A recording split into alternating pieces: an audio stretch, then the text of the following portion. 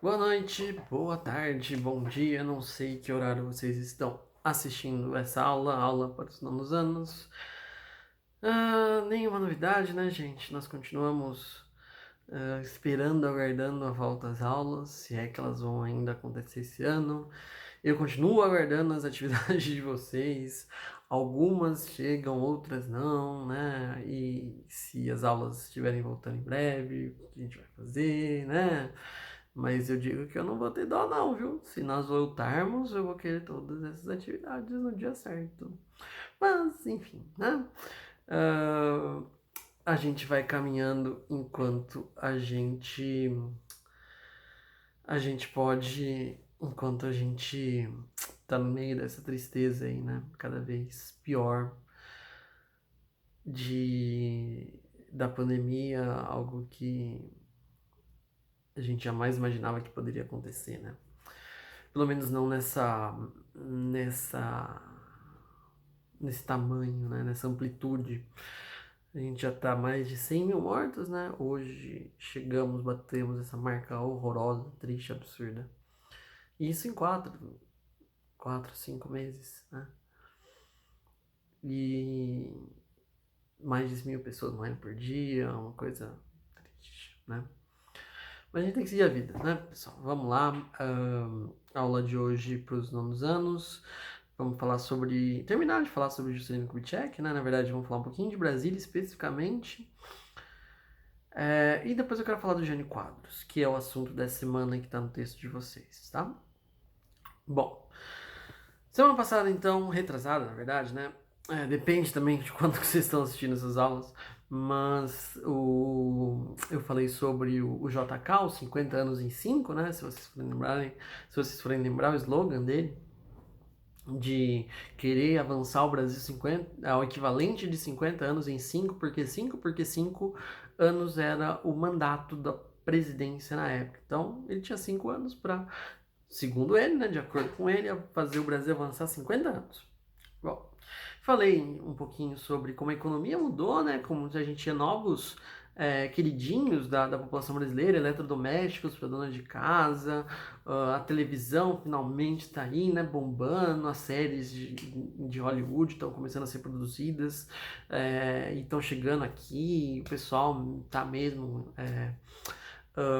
consumindo isso tudo aí, os fast foods estão começando a chegar, né, o carro bombando, pra valer mesmo, um negócio bem interessante aí, porque principalmente o Brasil se alinha de vez com os Estados Unidos e é nessa hora de definição de Guerra Fria, né, comecinho da Guerra Fria, década de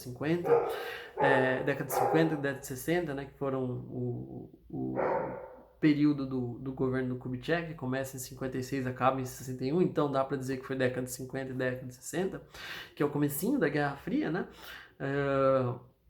O Brasil se alinha completamente aos Estados Unidos e aí os Estados Unidos bombardeia.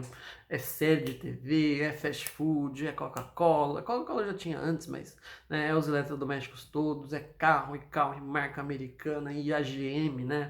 A General Motors vindo com tudo pro Brasil. E, enfim, gente, o Brasil é aí sim que tem uma invasão americana nos produtos chegando aqui pro Brasil, tá? Bom, hum, o grande projeto, né, para coroar os 5 anos, 50 anos em 5 do Kubitschek, era Brasília, a nova capital do Brasil, né? Esse projeto, eu também falei sobre isso, ele já vinha da Constituição no Brasil, se não me engano, da primeira Constituição, hein? Era um projeto entre outros, encabeçado pelo José Bonifácio, que a gente falou sobre José Bonifácio, acho que foi esse ano, né? No comecinho do ano a gente falou do Bonifácio, da independência do Brasil, o grande tutor do Dom Pedro I. Se não me engano, foi um projeto que foi discutido naquela época, então não era um plano novo, né, necessariamente. Ele, claro, ele concluiu, ele tem todos os louros por, né, fazer a cidade de Brasília, que na verdade muita gente hoje queria tacar uma bomba, né, e destruir tudo que tem lá, inclusive com muitas das pessoas numa parte específica de Brasília, certo? Tem muita gente que gostaria de um plano desse, né, de uma parte específica de Brasília, não da Brasília inteira, obviamente, mas uma pequena parte, né? Ali no miolinho de Brasília, não é muito querida pela maior parte dos brasileiros, mas, né? Enfim, deixando isso de lado, vamos falar então sobre o projeto. O Kubitschek, então, e antes até da gente falar de como foi feito isso, as motivações, né, e o histórico é importante. A gente falou, e eu comentei com vocês, a importância da gente saber das três grandes capitais do Brasil, né, e o histórico delas. Como foi isso? Bom, vocês deveriam lembrar, tá? Se vocês quiserem pausar o vídeo agora e lembrar qual foi a primeira capital do Brasil, a segunda capital do Brasil, só tem três. A terceira é Brasília, é fácil, a gente tá falando dela agora, mas a primeira e a segunda, lembrou? Não? Então, vamos fazer o histórico agora e vocês não podem esquecer por que foram escolhidas e por que foram trocadas. Primeira capital do Brasil, Salvador. Né? Salvador foi escolhida pela proximidade com Portugal, né? Desce navegando um dos pontos mais próximos, ou o ponto mais próximo de Portugal. Né? Porto, perfeito, Salvador se tornou a capital do Brasil. Segunda, Rio de Janeiro, né? Porque o Rio de Janeiro, e quem tomou a decisão de mudar a capital de Salvador para o Rio de Janeiro, talvez a gente lembre, talvez não, falamos dele ano passado, o Marquês de Pombal. O Marquês de Pombal, não sei, hein? Não tenho certeza, 1763, eu estou fazendo de memória. Se não me engano, foi o ano da mudança da capital, eu não tenho certeza, mas também não tem problema, mas foi mais ou menos por aí, 1760, 1750, 60, eu acho que foi em 1763, mas aí de fato, se vocês quiserem, podem pesquisar depois, terem uma certeza absoluta. Mudou a capital de Salvador para o Rio, e por quê? Por causa da questão do ouro, né? Mas o que tem a ver o ouro? Né? O ouro não é em Minas Gerais, não é na região ali mais central do Brasil? Sim, porém, tem outros fatores aí que são relevantes, né? O Rio de Janeiro é um porto, certo? O Rio de Janeiro é um porto, então você ainda fica próximo da região mineratória e conserva o seu porto ali. É uma posição estratégica muito interessante para a época. E aí passa o tempo, né? Depois do Marquês de Pombal ter trazido a capital do Brasil de Salvador para o Rio de Janeiro, e a gente chega em 1960, Brasília está completando 60 anos esse ano, a gente tem a construção da cidade de Brasília. Kubitschek, então, que vai fazer essa mudança, vai trazer a capital do Brasil para o interior. E os motivos são variados, tá? Primeiro sempre gostam de ressaltar esse motivo muito mais do que os outros, embora historicamente falando, eu considero o motivo mais fraco de todos, que é a questão da invasão, né? Brasília é muito mais, quando você pensa em guerra, né, necessariamente, quando você pensa em combates de invasão de países, etc. Tal, a primeira coisa que você pensa é o quê? Tomar a capital. Tomou a capital, acabou, certo? Resolve, se encerra. Se tomou a sede do governo, a guerra acaba, né? Normalmente é assim que funciona. E se acreditava que Rio de Janeiro, por estar tão próxima do mar, seria uma cidade facilmente capturada. Eu considero o motivo mais fraco e mais besta de se pensar, mas o fato é que Brasília é muito mais para o interior e muito mais complexa de ser tomada caso uma guerra eventualmente acontecesse do que o Rio de Janeiro. O Brasil nunca teve uma história de guerras para se basear esse tipo de coisa, mas que seja, vamos tirar esse primeiro do caminho. O segundo e aí sim a gente entra em motivos mais sérios, vamos dizer assim, a ideia de desenvolvimento do Centro-Oeste, né? Centro-Oeste que até hoje, tá? Mesmo com a ida de Brasília ali lá pro coração do Brasil, né? Ali mais para aquela região, ainda é a cidade com menor densidade demográfica do Brasil, tá? Se não me engano. Eu acho que está entre o norte e o centro-oeste, não sei se o centro-oeste passou o norte, mas é uma das regiões menos habitadas do Brasil, que tem menos habitantes por espaço, né? O centro-oeste é muito conhecido pela pecuária, tem muito boi lá, tem muita produção de soja, né? Se produz muita soja no centro-oeste do Brasil, etc e tal. Porém, não tem, naquela época, muito menos, né? Tinha pouquíssima população, certo? Hoje, muito graças a Brasília, muito graças ao centro ali, como Brasília fez gravitar ali em volta dela, né, por ser a capital do Brasil, fez com que uma grande população fosse para lá. E também tem outros motivos, né? Novas oportunidades, novos empregos, vão para Brasília, certo? E da mesma forma, se você leva a população para o centro do Brasil para desenvolver aquela região e etc tal, para aumentar a densidade demográfica ali, né, você também desafoga o Sudeste, né? Ou pelo menos a ideia era essa, né? Vamos desafogar o São Paulo, vamos desafogar o Rio de Janeiro e vamos levar um grande centro para o interior do Brasil ali, né? Lá no centrão, certo? É claro que no final das contas a gente vai falar sobre hoje em dia. Tudo bem, Brasília é super bem povoada, porém,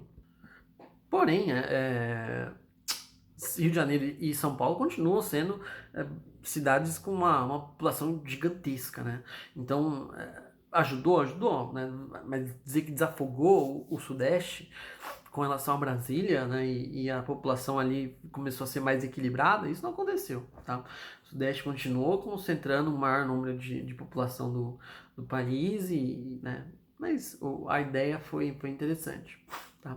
Então você tem uma série desses fatores aí, deslocamento de população, novas ideias de emprego, desafogar o Sudeste, uma capital muito mais moderna, que acho que essa, na verdade, tenha sido a grande ideia do Juscelino Kubitschek, né? Já que o slogan dele era desenvolvimento, era modernização, era avanço, era 50 anos em 5, né? Vamos avançar pra caramba em pouco tempo. Eu acho que o grande laço no presente dele, né? A cereja do bolo, é a capital moderna, né? Rio de Janeiro é uma cidade histórica, cidade maravilhosa, belíssima, perfeita, né? Tem a natureza lá, não sei o que, tal, as praias, a orla, Pão de Açúcar e tal, mas a cidade é histórica, né? Brasília é uma cidade moderna, ou pelo menos ela nasceu dessa forma, ela foi toda projetada, né? Ela nasceu cidade, Rio de Janeiro se tornou cidade, Brasília nasceu cidade, então ela toda, pelo menos antes da grande população chegar em massa lá e aí viver nos subúrbios da cidade, etc tal, e aí ela crescer de forma meio que desenfreada e estranha, mas ela nasceu como uma cidade projetada belíssima e moderna. Os edifícios todos, as construções do Oscar Niemeyer, que foi o arquiteto que fez a cidade, não sei o que, elas são muito avançadas, muito modernas, muito belas ali, são verdadeiras obras de arte, né? Então a gente está tratando, né, de uma cidade que representa o que o Juscelino Kubitschek queria mostrar, que é desenvolvimento, que é modernização, que é avanço, que é um Brasil evoluído, né? Seja lá o que for, um Brasil diferente, né? E Brasília demonstra isso, certo? Rio de Janeiro, que nem eu falei, uma cidade histórica, uma cidade que, claro, linda, belíssima, não sei o que, não sei o que, não sei o que, mas já nessa época apresentava grandes problemas, certo? Brasília, não, né? Brasília, não.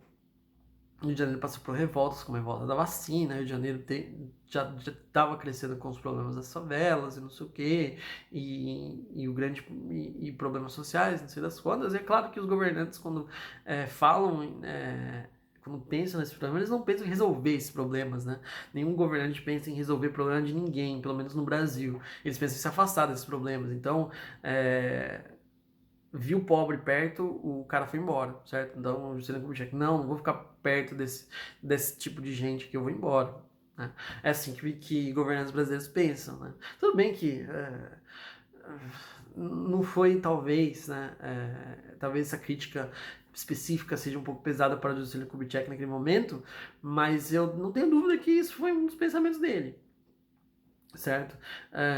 Os problemas sociais que o Rio de Janeiro já começava a apresentar, e em vez dele resolver esses problemas de uma outra forma, ele se concentrou em um desenvolvimento desenfreado que não foi para todo mundo, né? Então a classe média aproveitou esse avanço, a elite, claro, aproveitou esse avanço, os fast foods, a TV, não sei o que, e a classe pobre, a classe mais necessitada ficou a ver navios, né?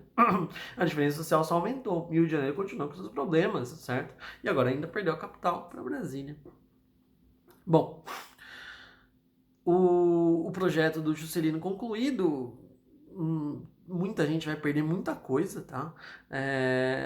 Ele criou de fato muito emprego com gente que saiu do Sudeste, saiu do Norte, saiu de várias regiões do Brasil para trabalhar na construção de Brasília, que vão ganhar, vão fazer fortuna, algumas e outras vão perder tudo praticamente, certo? Com a questão de Brasília, né? Ele vai fazer interligação entre Brasília com uma série de rodovias ligando Brasília a várias regiões do Brasil e não sei o que e tal, uma coisa muito avançada, não sei das quantas. O fato é, o Brasil ganhou a sua nova capital na cidade de Brasília, no interior do Centro-Oeste, né? No coração do Brasil, que nem eles falam. Bom, um ano depois, Brasília é construída em 1960 e em 61 o Kubitschek encerra seu mandato. O Kubitschek encerra seu mandato e nós temos as novas eleições. E aí aparece o Jânio Quadros. Eu gosto sempre de falar do Jânio Quadros, para mim é a parte que eu mais me divirto quando eu dou aula para os novos anos. Eu adoro falar do Jânio Quadros. Porque o Jânio Quadros é uma figura inacreditável, assim, na história desse país, tá? Vocês vão ver depois, se vocês quiserem pausar agora, se tiverem interesse, eu vou colocar como a imagem do vídeo, a foto do Jânio Quadros, mas quem, né, tá com interesse, procura o que dão aí, o Jânio, nas imagens do Google e coisas do tipo, que vocês vão ver quem é essa criatura, né, chamada Jânio Quadros.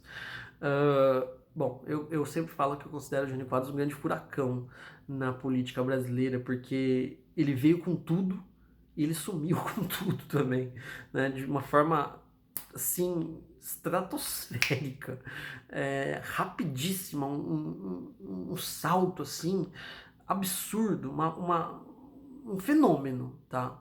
Um fenômeno que só pode ser comparado ao... Bom, vamos falar do Jânio Quadros. O Jânio Quadros, ele era presidente, ele começou sua carreira política sendo prefeito de São Paulo. Então ele fez carreira política em São Paulo, que já é um baita de um grande salto, um grande início para a carreira dele. São Paulo já era uma cidade grandíssima, absurdamente grande, que poderia definir eleições. Então, um político formado na região de São Paulo, certo? Mas que vinha de um partidinho merreca, um partidinho de esquerda não, desculpa, um partidinho de canto de sala, um partidinho pequenininho, sem grande projeção, sem projeção na verdade nenhuma no Brasil naquele momento. E ele representava um sentimento até antipolítico, né? Um sentimento de inconformismo, vamos dizer assim, com a política, daqueles que estavam cansados de política e de roubalheira e de corrupção e viram no Jânio Quadros o cara, né, que interiorizava tudo isso, certo? O sentimento antipolítico. Ele começou, tá? Ele começou como antigetulista, embora no Brasil ninguém, de fato, naquele momento conseguiu se sedimentar por muito tempo sendo antigetulista, mas o Jânio Quadros, pelo menos no aspecto político, se considerava dessa forma, né? E ele depois disso, né, mesmo vendo desse partidinho merreca de canto de sala, de fundo de sala e fraquíssimo e fazendo uma carreira tão expressiva, né, conseguindo passar por obstáculos e mesmo se considerando antitulista e não sei das quantas, ele vai se candidatar à presidência da República. E ele vai disputar com personagens curiosos na nossa história. Um deles é o João Goulart, certo? João Goulart que já foi vice-presidente do Brasil na época do Juscelino Kubitschek e foi ministro do Trabalho do Getúlio Vargas, tá? Lembra aquele cara que aumentou em 100% o salário das pessoas, o salário mínimo, né? João Goulart. Então ele foi candidato, o Jânio Quadros era outro. O terceiro candidato era o Henrique Teixeira Lott. Quem era o Henrique Teixeira Lott? Rapidamente. Henrique Teixeira Lott foi o cara que garantiu, vamos dizer assim, a posse do Juscelino Kubitschek alguns anos antes, tá? Ele era general do exército, certo? E enquanto muita gente achava que após o suicídio do Getúlio Vargas, o exército ia dar um golpe, ia tomar o poder para ele, o Henrique Teixeira Lott, esse general do exército, ele garantiu a posse do Juscelino Kubitschek, falando, não, pode deixar, você vai se tornar presidente sim. E garantiu que o Juscelino tomasse o poder. E aí ele vai se candidatar por um dos maiores partidos da época, o mesmo partido, obviamente, do JK, do Juscelino. E contava com o apoio do JK, do Juscelino Kubitschek, que saiu do governo com taxas de aprovação até que ok, né? Mas o Juscelino Kubitschek não fez quase nada pelo Henrique Teixeira Lott. E o resultado das eleições daquele ano vão ser devastadoras. O Jânio Quadros vai explodir de voto. Né? Ele ganhou com 48% das intenções de voto, sendo que existiam 4 candidatos. Hoje a gente fala 48% é grande coisa, mas tinham 4 candidatos, certo? Ele ganhou com 48%, quase metade dos votos foi dele, certo? Então uma pessoa só levou metade dos votos do Brasil inteiro, né? Então ele ganhou com uma votação expressiva para a época, 48% numa votação que tinham 4 candidatos dividindo votos, ele ganhar quase metade desses votos é muita coisa. Tá? Então, enquanto os outros 3 dividiram 50%, ele ficou com os outros 50%. Né? Ninguém chegou nem perto. O segundo colocado foi de novo, o João Goulart. Né? Mas aliás, o João Goulart, segundo colocado, o João Goulart ele ganhou para vice-presidência. Né? Não foi o segundo colocado foi o Lott, né? Eu acabei de falar. Então a chapa eleita vai ser essa, porque nessa época, diferentemente do que se acontece hoje em dia, né, você elege um presidente e um vice-presidente, normalmente não, quase sempre eles estão alinhados, embora podem ser de partidos diferentes ou coisa do tipo, mas você vota na dupla, né? Que a gente fala. Naquela época não, você podia votar para o presidente, podia votar para o vice, né? Não tinham chapas, né? Não era mais como funciona hoje, tá? Então hoje o cara se candidata a presidente, mas ele já tem o seu vice, certo? Então você não pode escolher, eu quero esse presidente e esse vice. Não, você tem que escolher aquele presidente e o vice dele, tá? Então você está voltando nos dois. Você leva, compre um, leve dois, né? Naquela época não era assim. Você vota no presidente, você votava no vice, tá? O presidente ganhou o Jânio Quadros, 48%, né, de votos, e o vice ganhou o João Goulart, tá? Então a gente tem os dois aí, certo? Se tornando presidente e vice-presidente na chapa aí que se consagrou o Jânio Quadros e o João Goulart, se tornando aí presidente e vice. Porém, eram figuras, pelo menos à primeira vista, completamente opostas. Né? O Jânio Quadros, que se elegeu com uma plataforma conservadora, antigetulista, né? Profundamente antigetulista, de um dos partidos mais fortes do Brasil naquele momento, desculpa, de um dos partidos mais conservadores do Brasil naquele momento, não dos mais fortes, não, ele vem de partido, que nem eu falei, um partido merrequinha, né, pequenininho, fraquinho, contra, aí sim, né, contra não, com, aí sim, o João Goulart, de um dos, se não o maior partido do Brasil naquela época, getulista, fez parte do governo dele e de esquerdaça, certo? Pelo menos naquele momento já se tinha a noção de que o João Goulart ele se alinhava com a esquerda, o aspecto esquerdo da política, né? Então, agora vamos acertar aqui direitinho. Jânio Quadros, de um partido pequeno, né? Uma carreira política estratosférica, saiu de prefeito de São Paulo diretamente para a cadeira de presidente da República, 48% de votos, ganhou a presidência de disparado, certo? Profundamente antigetulista e conservador, presidente do Brasil. Vice-presidente João Goulart, um cara absolutamente liberal, que se identificava muito com a esquerda, certo? Não era nada conservador, getulistaço, tá? E de um baita de um partido forte no Brasil, certo? Então, esses personagens aí que vão equilibrar a política brasileira. Agora, só pra gente terminar aqui, e a gente vai falar muito mais de Jânio Quadros semana que vem, muito mais não, mas porque ele só teve poucos meses na presidência do Brasil. Ah, ele vai se matar? Não, ele vai renunciar. Já falaremos sobre isso. O Jânio, como que ele conseguiu, saindo de um partidinho, né, merreca, embora ele fosse de uma figura que representativamente acabou sendo importante por ser prefeito de São Paulo, né, São Paulo já era uma cidade grande, como que ele conseguiu isso, tá? Vindo desse partidinho se tornar prefeito de São Paulo, depois presidente do Brasil. Ele fez uma das maiores e mais espetaculares campanhas políticas publicitárias da história desse Brasil. O Jânio Quadros ganhou a eleição de 1961 baseando-se unicamente em campanhas publicitárias, ponto. Tá? Não foi plataforma de governo, tudo bem que o sentimento antipolítico que o Jânio Quadros representava e que muita gente já estava de saco cheio da política nessa época, então falava, vou votar nesse cara, porque eu não tô nem aí e esse cara não tá nem aí que nem eu, né?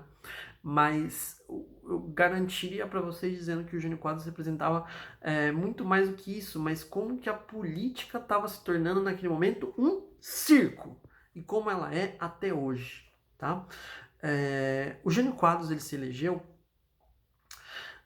na esteira de campanhas políticas que vinham desde a época do Getúlio Vargas, porém ele foi o cara que conseguiu levar isso à 39ª potência. A campanha com jingles, a campanha com festa, com comício, levando ator, levando músico, não sei o que. Ele foi o cara que conseguiu mais encabeçar isso. E mais do que tudo isso, ele tinha um símbolo, ele tinha um emblema, ele tinha um negócio que chamou a atenção do brasileiro, né? Principalmente do brasileiro de camada mais baixa, em alguns casos, que era a maldita da vassoura. O Jânio Quadros, inclusive, ganhou o apelido de Vassourinha, no final das contas, né? Por causa da campanha política dele. O Jânio Quadros se mostrava como gente da gente. É uma coisa que hoje também acaba pegando muito, muito voto, né? Que é mostrar, eu sou que nem você, ó. Você vai votar em mim, mas eu lavo o quintal de chinelo. E o Jânio Quadros, ele conseguia representar tudo isso. Ele era feio, ele tinha a perna torta, ele usava um oclão desse tamanho, horroroso, certo? E ele se mostrava, eu sou você, certo? Então você está colocando... Eu vou ser igual você ali na cadeira da presidência. E isso ali encantou as pessoas de uma forma absurda. E além de tudo isso, ele subia e falava que o projeto de governo dele é varrer para baixo do tapete, né? Ou varrer para fora do Brasil, no caso, a bandalheira, certo? E aí tem a música que consagrou o Jânio Quadros na presidência do Brasil, varre, varre, vassourinha, varre, varre a bandalheira, o povo está cansado de sofrer dessa maneira, e aí por aí vai, certo? E ele conseguiu desse jeito, né? E tinha broche da vassoura, e ele jogava para as pessoas, né? E o pessoal pegava e não sei o quê. E foi uma campanha assim impressionante de se a gente levar em consideração o quanto que os brasileiros caíram nessa babaquice da vassourinha do Jânio Quadros, certo? O quanto o pessoal comprou essa ideia do Jânio de, eu vou varrer a bandalheira do Brasil. O jingle, se vocês quiserem ouvir, procurem, varre, varre, vassourinha do Jânio Quadros no YouTube, em qualquer lugar vocês vão achar e vão ouvir a música, vão se divertir, certo? E ele conseguiu, assim, encabeçar esse sentimento ali antipolítico e de conseguir se mostrar, mesmo vindo de um partido vagabundo, né, pequenininho na história do Brasil, que ele era igual a outra pessoa, certo? Igual o brasileiro comum, né? Eu sou que nem você, tá? Eu tenho a perna torta, eu ando de chinelo, eu não faço isso, não sei o quê e tal. E ganhou a eleição, né? Suportado por essa campanha fenomenal, ele chega em 1961 à presidência do Brasil. O que ele faz quando chega lá tá no texto, mas eu vou falar também na próxima semana, quando a gente tiver a nossa próxima videoaula. Obrigado, galera.